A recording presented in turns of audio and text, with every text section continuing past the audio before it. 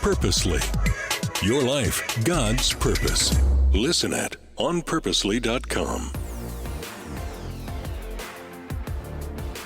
Welcome to the Gospel Tech Podcast, a resource for parents who feel overwhelmed and outpaced as they raise healthy youth in a tech world. As an educator, parent, and tech user, I want to equip parents with the tools, resources, and confidence they need to raise kids who love God and use tech.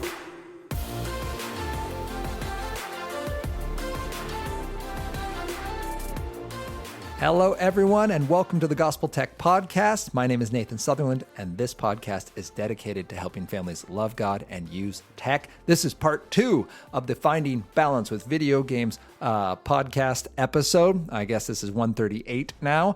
And last podcast, we talked about how do we know if video games should even be a part? Is it safe? Family expectations? Child's purpose? And then we went through 6 questions. That's the first part. Go listen to it because I kind of tease out what that conversation sounds like for finding a balanced game and getting through to yeses and understanding in your family what a healthy game will look like. Now you have a gaming system. And I also included that it's perfectly reasonable and even expected as a parent that if you did that and realized, oh man, we already gave the system and it's not a yes anymore. These are no's. Going to your child, having that conversation and lovingly removing those unhealthy parts is absolutely necessary and is acceptable. You can do that. It's not a human right to have a system. It's not that you lied to them because you just learned new information. It's now progressing that conversation. So we talked about that last week. Today, here's what we're going to do. We need to talk about how do we make sure it stays healthy and how can you be a part of it? How can it stay healthy? We're going to use a reset here. Reset is a simple acronym I made to help families talk through healthy tech without just talking about feelings. We want some practical pieces we can address. So we say, son or daughter of mine, you're playing this video game. How do I know that it's healthful? We look at a reset. Does this tech impede? Does this video game get in the way of your relationships and responsibilities, your emotions, your sleep, your enjoyment, your time? So relationships and responsibilities simply means, does this video game allow you to continue doing the other things in your life that were already important before you started playing? Or does it even enhance them? Are you able to hang out with people more easily? Does it provide you easy wins with your friend group, right? Those wonderful reasons that many of our children will give us for why they need these games. All my friends are on there. This is going to be something I can do. I'm being left out if I don't play this game. That can be a really cool win. Awesome. Keep in mind, however, that relationships and responsibilities need to be established beforehand. Then as they jump into their video game, we shouldn't just have our friends because of our video games. It should just be something we do with our friends. And then our friends should still be there even when we leave the video game. So are those friends you are making through the video game enjoying the rest of life with you? Or are these friends that just enjoy video games and you happen to show up occasionally? That's going to be an important question. Relationships and responsibilities also includes treatment of family. So that might be family expectations with like chores or family dinner or family nights together. Are the video games getting in the way of that? If they are not, we are all good. If there is a relationship or responsibility like, hey, couldn't help but notice you quit volunteering at this place, or you're not showing up for work on time, or you're not coming down to family meals when we ask you to. Those sorts of things are concerning, and now they're a conversation point for you to go to your child. It's possible the video game could be an issue with that. It's also possible the video game's just symptomatic of a bigger problem, and you actually aren't concerned about the video game. It's just showing that there's an issue, and you have something else to address. Go to your child in loving concern and address that and figure out what is happening. You also want to, so we did relationships and responsibilities, emotions. Video games can impact emotions. They can make you rage. They can make you really mad when they don't go the way you're supposed to. Throwing controllers, slamming things, shouting obscenities. These are concerns that we as parents have because we want to address them lovingly and talk about how we handle disappointment. You are absolutely practicing rage. It's a very real experience in a video game. Some games are designed to just be rage-inducing, but it's not something we want to encourage or celebrate. So we go to our child and we have those conversations. Maybe video games are a nice way for your child to learn how to lose. And emotionally, they're very positive. They're a way for your child to learn how to channel their strong feelings. There's actually a game design company called Mightier, and they have a really cool process that teams with a heartbeat monitor. So they wear this heartbeat monitor on their wrist, they play the game, and as their heartbeat and frustration levels escalate, the screen reacts accordingly, and then it helps them through breathing exercises. So there are some very cool things. You don't just play it with any old Call of Duty game. There's a specific set of games that go with it. But games can be a wonderful place to learn how to lose well if we use them like that. If we use them as an actual game and not as an escape or some kind of self-medication distraction. So emotionally, we want to make sure they're helping and not hindering. Then we get to sleep. If your child has any form of video game in their room, it's impacting their sleep. They're playing it too late. They're waking up in the middle of the night and they're playing it. They're getting up too early. It is distracting them because they see it and they're thinking about it and they want to get back to it. Those games need to be in a public space. They do not need to be in a sleep space. There's zero research talking about the benefits of video games in a bedroom. Plenty of information about especially the video games in general in the bedroom, but also internet-connected devices in the bedroom are not helpful. So we want to look at sleep for our is this healthy question. We want to look at their enjoyment. And enjoyment is important because video games being so attractive, they're a very powerful form of drool tech. Many times they have lots of ways to draw us in. We talked last episode about how really expansive games can use our curiosity and our desire for adventure to draw us into these beautiful storylines oftentimes, but sometimes we get stuck in that storyline. And then sometimes we get so invested in that storyline that it becomes more exciting in the real world. Our wins come easier. The world is more beautiful. We feel more successful in it, and it can get a really negative spiral going where we quit doing hard things in real life because it's easier to get the same win feeling from a game. And then that starts to hamper our satisfaction, our contentment, our joy in real life, our investment in real life. And this is really what enjoyment is trying to get to. There were things that your child enjoyed doing until they started this game. And if you watch those things wilt, they used to practice this instrument. They used to get into this hobby. They used to invest in this particular outlet. And now they don't because we have all of their time and attention to this video game. That's where we're concerned because video games should, done well, be like any other game. They should make your child alive. They should give laughs. They should give fun competition. And then you should walk away and it just happens that it happened on a screen. And yet, that's not always the experience of families of people who love video games. And it doesn't mean the video game is necessarily bad. It means it may not be a good fit for this season or for this individual. This game just might be too much to handle well. Enjoyment will show you that. Please hear me on this. And I'm just going to say it one more time because I do feel this point is often misunderstood. We all have shifting enjoyment. So just because your kid doesn't like playing with their stuffed animal anymore and they'd rather play Super Smash Brothers or whatever, doesn't mean that that's an unhealthy shift. What I'm saying is your child used to have a host of interests. They used to be vibrant. And now the only thing that seems to bring light into their eyes is this video game. That's what I'm talking about. It's become the pinnacle of their life. They're doing everything else to get back to it. That's a concern and a place for you to have a conversation with them. I'm not saying the video game is even doing that. It might be they went through a bad breakup at school. It might be that they're getting bullied. It might be they saw something online and they're experiencing shame. And this video game is just an easy way to forget about all that stuff. I don't know. You're the parent, the loved one, the teacher, the mentor, the grandparent. Jump into their life and start asking intentional questions because a reset is going to expose that. You also then look at the time. We talked about time in the last episode being an indicator of health.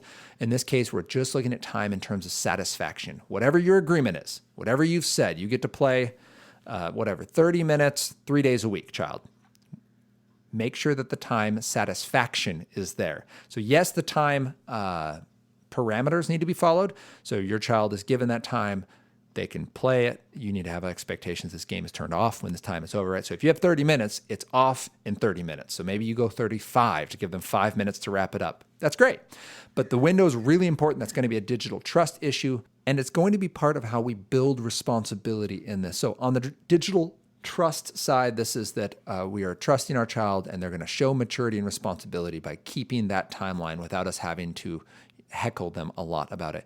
And on the the responsibility side, we are going to handle video games as part of life. If we're letting our child go in there and we're showing that it's healthy on a reset, so we're on the T of the reset right now, and that it's something we're going into intentionally. We look to make sure it's safe for our family and that the game is reasonable and fits our expectations. Then in the reset spot, we're building responsibility and ensuring health with this. Many times as parents, we say, well, child of mine, if you get good enough grades or if you do what we ask the first time, then you can get to video games. And I love the people over at Screen Strong brought this point up, and I absolutely love it, so I'm going to repeat it. And they're like, it doesn't make any sense for us to encourage our children to do what we want by rewarding them with something we don't want. And many of us, that's how we handle video games. We go, well, I don't like video games.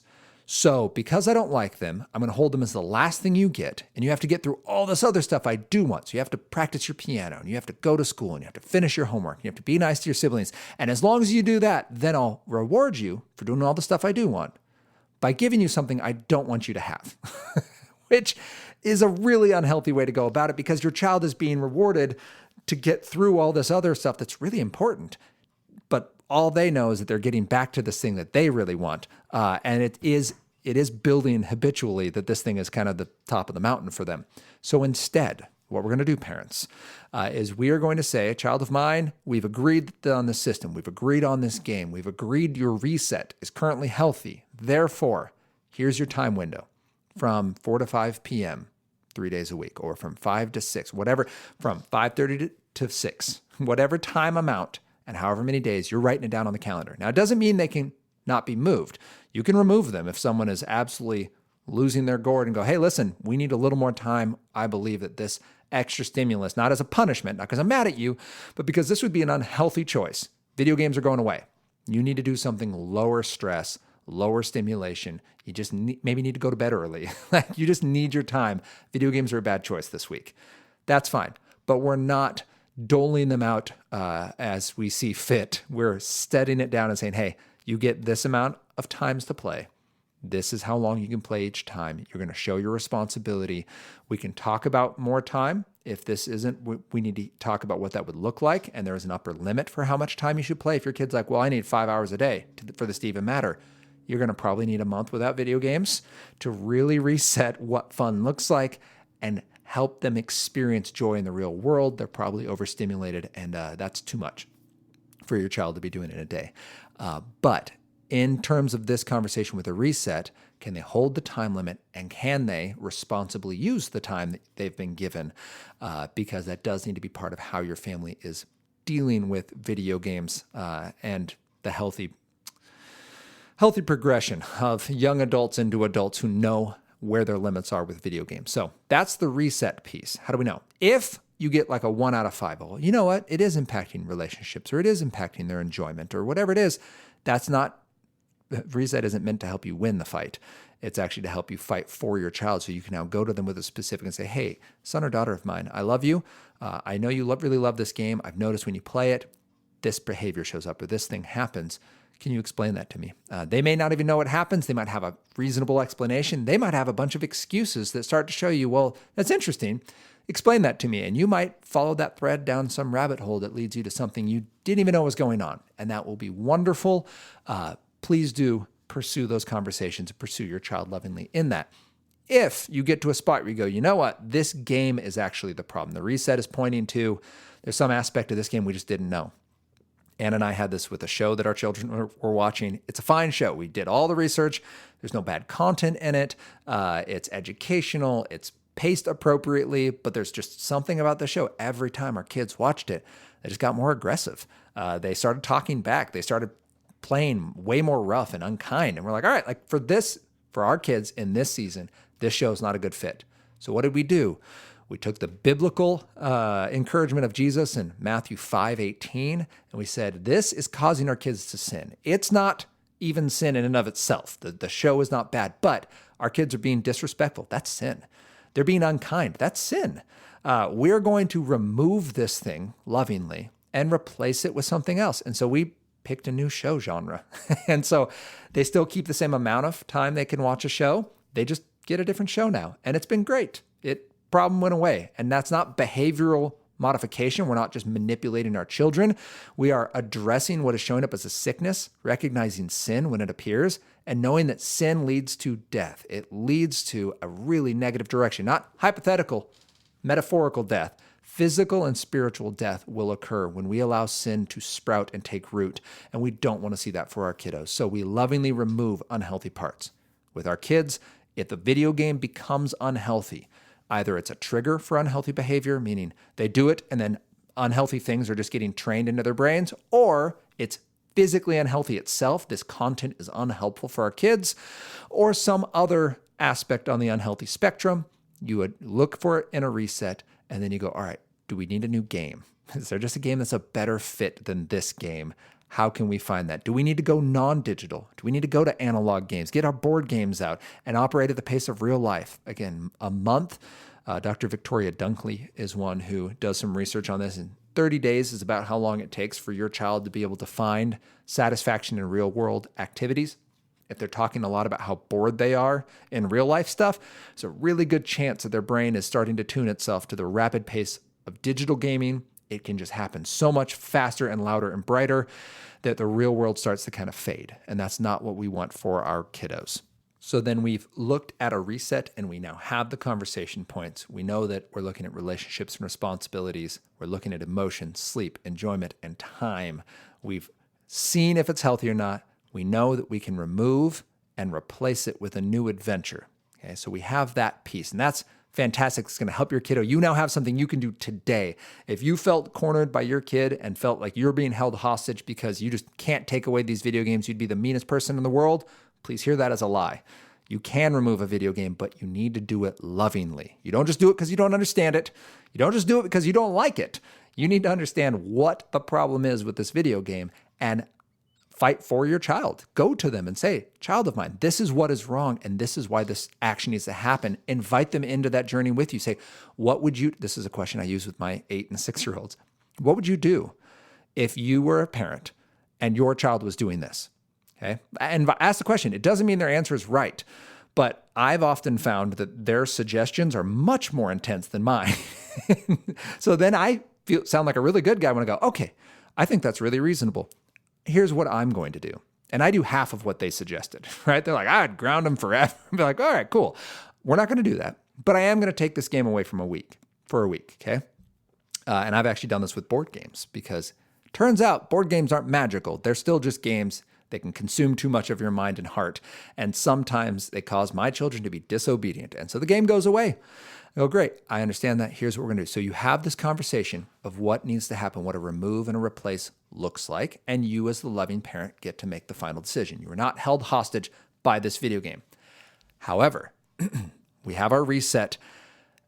Let's say the reset is healthy. Your child is doing well. It doesn't need a remove and replace at this point. The games don't. Your child is doing great. So then we need to talk about what does it look like to be a part of your child's gaming world. This is specifically for those parents who do not like video games at all. You don't see a purpose of them. You feel like a catastrophic waste of time, but your child is into it. You've picked the system that matches your family's, the safety, family expectations, child goals, and purpose. You've gone through the 6 questions and ensured the games for that system are matching what your child needs. And you've looked at a reset and you can say, yeah, out of 5, my child's 5 out of 5. They're doing great. There's no problem with my child playing this game. I just don't like it. It's not interesting to me. Great. Parent, this is for you. You are going to go to your child and you're going to ask 3 questions. Actually, this is also for if you are a gamer, you still need to do this because it's possible that you make games more about your interests. And this is specifically about getting that trust built and that relationship built with your child. You are sending your child into a digital world. They're hanging out in that digital cul-de-sac, and you need to go there with them and learn from them and experience some of what is out there so that you can know more about what's making your kiddo tick and who's engaging them and what lessons they're learning and help them think critically about what's happening in these games. So first thing is ask them to show you how it works. This can be asking them about their favorite level or the biggest challenge they've faced or what's happening or how they can do something. Like there's limitless possibilities on what you could ask. And if you know nothing about video games, there are no bad questions. Just how do you open a door? How do you talk to people? How do you fight something? How do you know if you won? What happens when you win? Like, do you get points? Like what is happening? Ask them any of those questions and sit down with them and let them show you. Okay. Second thing would be to ask them to show you how to do it. Like, oh, well, could I try? Could you show me how to fight that first boss? Or could you show me how to win this race or use that ability? Like, I just want to know if I can do it. And that's a really cool way to get a win with your kid, especially someone who is into these games, and it's a spot where they get to teach you. That's a really cool thing as a kid, to show your parent how to do something. And it's a good chance that if you're playing Halo, you'll just stand in a corner staring at the sky and eventually blow yourself up with a grenade. But the point is, you blew yourself up with a grenade playing with your kid, and you did it terribly, and they loved that. Okay, so get some of those shared wins. And the third thing would be to do it together. So not just, can you show me how to do this, but can we do this experience together? Can we play this level together? Can we compete together? Can we do something in this? Can we watch a video on this game together? Whatever that is, it is going to be an important conversation for you to have because it's giving value and investment to your child. So be thoughtful about how you can ask those three questions. Can you show me? Can you teach me? Can we do this together?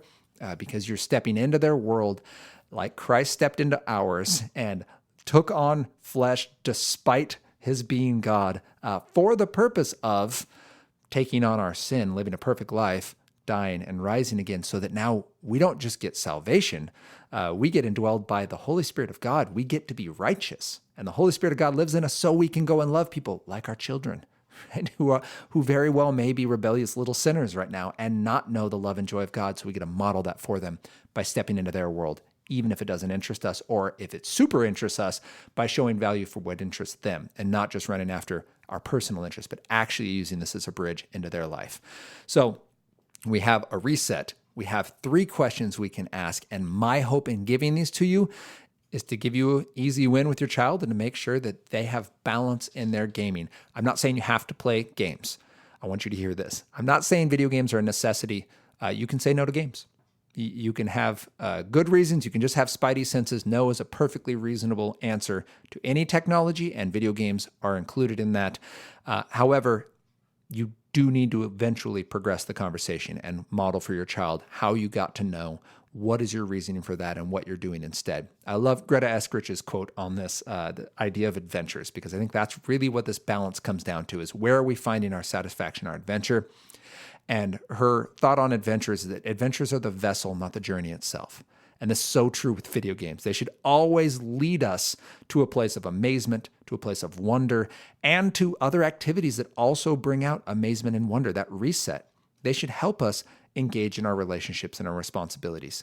Video games should help us experience enjoyment outside of video games. They should make us so amazed that when we go to other situations, we go, oh, this is what the video game was talking about, right? It was a sign pointing towards something. It wasn't the something in and of itself. We don't want to stop just because we've progressed to a signpost along the journey.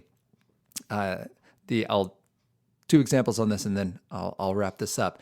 Our pastor, Rob, from our church, has an awesome example of this. He's like, when you are using things that bring amazement in this world, even things as good as like raising kiddos, if we make those the ultimate thing, without recognizing they really point us back to God and his love for us and his goodness and his amazing glory, if we don't use these for wonder and for worship, it's like driving to Disneyland and stopping at a sign that says Disneyland, 20 miles, and stopping there and acting like that's Disneyland, right? You got to a sign that pointed you to something greater, and you're like, woo, this sign's incredible, right? So when we experience video games, we should go, wow, this is amazing. Like, someone put incredible amounts of work into this, and I love the scenery. I love the gameplay. I love the snappiness. I love the graphics. I love the challenge. I love the storyline. I love the characters.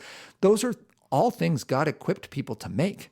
There are world-class storytellers and artists and designers who are involved in these things. So please enjoy the soundtrack, enjoy everything about that game, and recognize that's not the end in itself. It's pointing you to someone much greater who designed you to be able to enjoy that. That's why the game is so engaging. That's why these games are so captivating, is they're speaking to a part of us that God made specifically to experience wonder, to point us back to him. I think C.S. Lewis says this really well when he says, fairy tales, far from doling or emptying the actual world, gives it a new dimension of depth. He does not despise real woods because he has read of enchanted woods. The reading makes all the real woods a little enchanted. And I think that's a beautiful picture because it's also a way we can test ourselves and say, all right, am I enjoying this experience? And now it's coloring the real world around me. And so when I go to the woods, they feel more magical. And when I see the mountains, they seem more colorful, and I experience more awe and amazement at nature and relationships and just the beauty and structure we've been given because I've experienced these other stories through video games. Or do the woods feel lonely and the mountains feel sad because nothing really sparks wonder like the video game? The video games now become the ultimate thing instead of a sign pointing to the ultimate thing. So this is our conversation we get to have with our kiddos about video games. Are we using video games or are they using us? When we talk about balance with video games, if we hearken back to our previous conversation, we remember that we're going to ask, is it safe? Is it a good idea for our family? Does it fit our child's goals and purpose? Then we look at the 6 questions for a video game. And then today we talked about, all right, how do I know once my child is playing, if it remains healthy? We use a reset. And we look at relationships and responsibilities, emotions, sleep, enjoyment, and time. And we dive in with our kiddo. We go out in the cul-de-sac with them of this digital world, and we ask them to show us how to do it. We ask them questions about it, Then we ask them to show us how to do it, to teach us. And then the third one would be, can we do this together?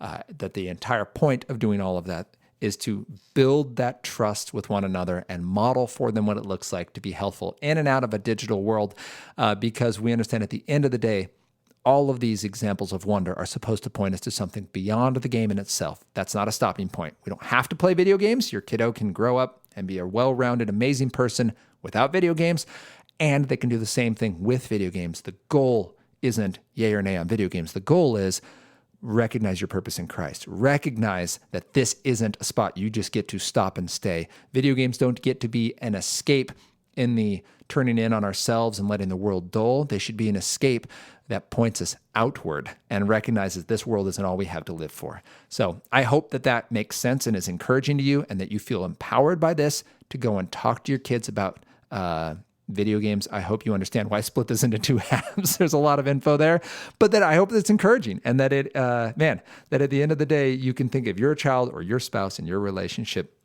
and be encouraged to do that. Let's add this. Since this is a bonus episode, I'm gonna run on this real quick. I was gonna finish this episode right now, and I want to say one more thing. I get asked a lot about spouses. And I get asked, hey, do you talk about video games and video games specifically in marriage? And I don't. And here's why. Video games are tricky, and they're very personal for me, and they're very personal for most relationships. I will simply say this on the relational marriage aspect. Video games, all the things we just talked about apply to marriage as well. So you should make sure that it's safe for your family, that it fits your expectations, and that it fits your spouse's and your marriage goals and purpose. So you are two becoming one. You have a new purpose. You are a new family and entity before the Lord, and that is your priority. Son of God is your first identity, and then your second is married spouse. So in light of that, when a spouse has a concern, that concern now gets the weight. I'm not saying video games are even going to be the problem in that. Oh, by the way, reset also applies. So wonderful way to address your spouse. Again, we're in a marriage relationship. If you don't feel like you can approach your spouse with a reset, I think that in itself is a conversation point to say, hey, I don't feel like video games are even an optional conversation, that this is somehow like a God-given expectation that these things are going to exist in our marriage. So I think a reset of those 5 things is going to be important. But to be able to approach your spouse and say, I have a concern, right? Spouse, if you know that your spouse has a concern, that is weight enough for it to be addressed. It doesn't mean they have to go away. I'm not saying you have to get rid of them. I'm telling you, just like your child being interested in video games means video games now deserve space at the table to be discussed, whether or not you choose to bring them. They've earned airtime in your family's conversations. The same is true with marriage. If your spouse is bringing up that they feel neglected because of your gaming, whether or not that's justified in your opinion or in reality, it has to be discussed. That can't go on. There's bitterness being brought up there, and neglect is a real thing. that we have to make sure that we understand either how we're communicating our neglect or how we're missing the fact that we are neglecting a God-given responsibility to love our spouse. Husbands specifically, you're called to love your wife as Christ loves the church and gave his life up for her. So if your wife is not feeling that, it's either a breakdown in communication because you're doing awesome and it's just somehow getting missed, or you're actually out of line somewhere. And maybe video games are symptomatic of you being out of line. They're not the cause. They're just showing that something else somewhere is off, but maybe they're the cause, right? It's very possible that if video games went away, you would have the bandwidth to recognize the real adventure waiting for you in relationship with your spouse. So that's specifically to husbands, but also to married couples in general. Please be intentional with your video games. Understand they can very quickly supplant open communication and very quickly cover up areas of rough patches that they're not that bad, but they're only not that bad because we keep going back to video games, and video games are just so much better that they give us this really easy out whenever we ask for it. Instead, let's do the hard work of being married. Let's do the hard work of submitting to the Lord and finding our joy there first, and allow our video games to point us back to him and back to one another, and be intentional in that. And if one of the two of you feels like something is off, something's off. May not be video games, but it needs to be lovingly addressed. So one spouse, I ask that you would be the brave one to initiate the conversation. Other spouse, I ask you to be the one to bravely receive that feedback and not just have 1,000 excuses on why it's not as bad as what they do and how you need this because this is your escape, and how you're just not understood and they just don't like it. Right? We get there quick about anything that is personal to us. Let's prayerfully and humbly understand that this person's coming in love. Maybe the problem is with them, and we need to get them the help they need, right? The spouse who's coming to you and saying, you don't love me as much as your video games. Maybe that's not true, and your video games are awesome. That still needs to be heard, and you still need to get to the bottom of it. So, all right. Whew, that's my little 2 cents on that. Not enough for a full episode, but I hope in all of this you feel encouraged, and that you can hear that at the end of the day, it's not actually about the video games. Those are just another talking point, another win that we can go get relationally to get to the heart of our spouse, of our children, and of the people God's put us around. So if this is encouraging to you, would you consider sharing it with someone? Send them a text, share it on social media, put a link in an email, whatever you got to do. Get it out there and let this be an encouragement to people that are just wanting to love their kids well in this digital world. They want to love God and use tech, and video games is one way that conversation can progress. Would you consider leaving a rating and a review for us? And would you join us next week as we continue this conversation about how we can love God and use tech?